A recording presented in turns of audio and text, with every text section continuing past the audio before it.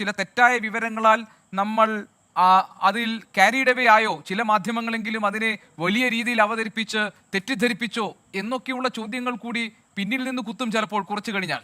തീർച്ചയായിട്ടും അത് ഞാൻ കംപ്ലീറ്റ്ലി എഗ്രി ചെയ്യുന്നുണ്ട്. ചില റിപ്പോർട്ടേഴ്സ് ആയാലും ചില മാധ്യമങ്ങളായാലും അതിനെ പ്ലേ അപ്പ് ചെയ്യാനുള്ള ശ്രമം നടത്തി. അത് ബേസിക്കലി നമ്മുടെ ഒരു കേരളത്തിലെ എല്ലാ സാധാരണക്കാരുടെ മനസ്സിനെ കീഴടക്കിയ ഒരു സംഭവമാണ്. അപ്പോൾ ആ ഇമോഷൻസ് വെച്ച് കളിക്കാനുള്ള ഒരു ശ്രമം നടത്തി എന്ന് തന്നെ പറയേണ്ടി വരും.